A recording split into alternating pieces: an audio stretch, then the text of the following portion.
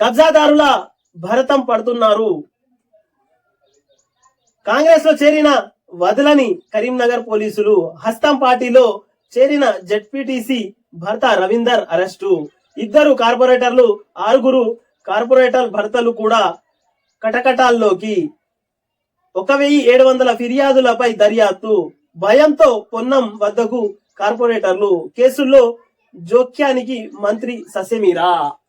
మొత్తం మీద 10 సంవత్సరాలు కేసీఆర్ హయాంలో ఉన్నటువంటి కార్పొరేటర్ నుంచి మొదలు పెడితే పెద్ద ఎంపీ ఎమ్మెల్యే ఆ స్థాయి వరకు అందరూ దొంగలే అని తెలంగాణ ప్రజలు అంటున్నారు.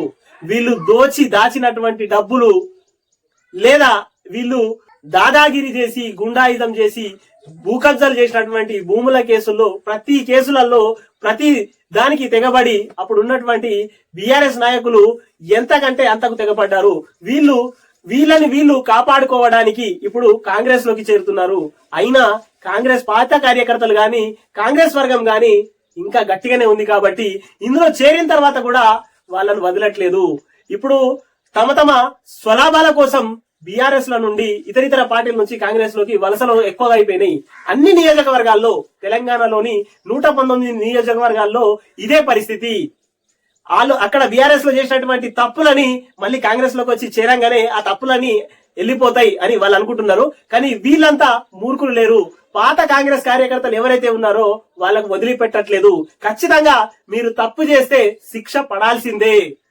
మీరు కాంగ్రెస్ లో చేరినా మీరు ఎక్కడ చేరినా బీఆర్ఎస్ నాయకులకు గాని తప్పు చేసినటువంటి వాళ్ళకు గాని వదిలే ప్రసక్తే లేదు. కటకటాల్లో వెనకాల వెళ్లాల్సిందే. వీళ్ళు తప్పు చేశారు కాబట్టి వీళ్ళకి శిక్ష పడాల్సిందే అని కాంగ్రెస్ కరుడు కట్టిన కార్యకర్తలు అంటున్నటువంటి మాటలు ఇవి. 119 నియోజకవర్గాల్లో కూడా ఇదే పరిస్థితి.